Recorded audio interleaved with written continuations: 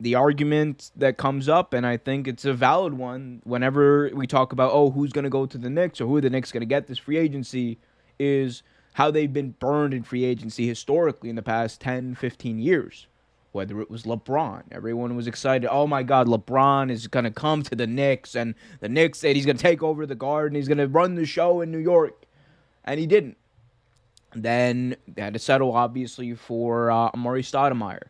Then you had the big one 2 off seasons ago with KD and Kyrie Irving snubbing the Knicks. Everyone thought KD was going to the Knicks, by the way. This was like, even people who hated the Knicks, this was a foregone conclusion to them that KD is going to the Knicks, and it's likely that Kyrie would be following him there.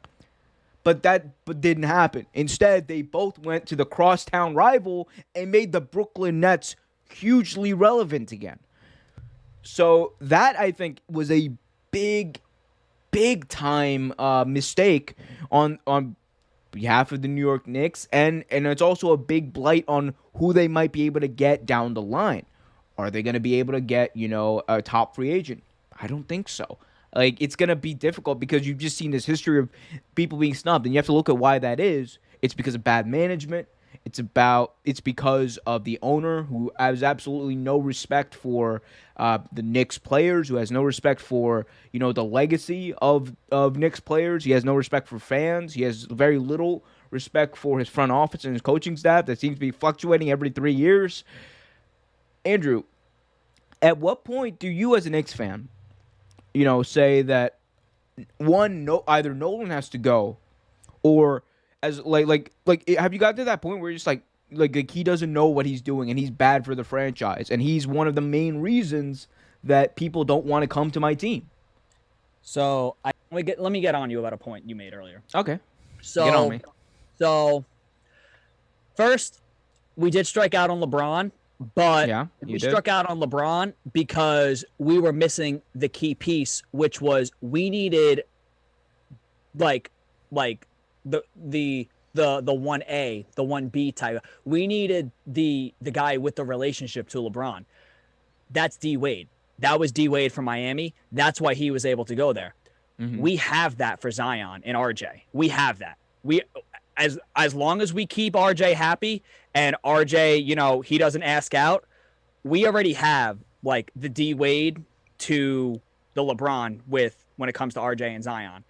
Now, with the Kevin Durant thing was more of he got injured, and the Knicks were coming off historically one of the worst seasons. I think they came off actually historically the worst season in franchise history. So the Knicks had no direction. That's saying something. I mean, they had no direction at the time. I think Fizdale was still the coach. That team, no free agents were going to that team. They were not going to bring in any big free agents. As much as people, speculated about, we could bring in some big time free agents.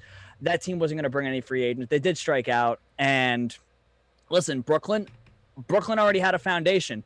They had a solid coach in Kenny Atkinson, who they let go to bring in Steve Nash. And that team made the playoffs. That was a playoff team before they bought in KD and Kyrie. And then they bought in Harden. So they laid the foundation, and New York is kind of doing the same thing, which laying the foundation of we get into the playoffs, we show these stars that, we can get there with less, and that's going to entice the big time free agents down the road to kind of say, you know what, if they can do that with less, imagine what they can do with me. So that's fair. I mean, we'll see what happens with that.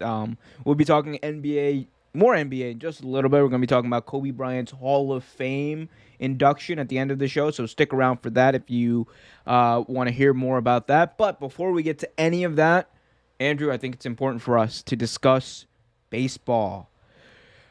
Andrew, I know you're excited to talk about this, and I know there's a lot of people out there who might not agree with you.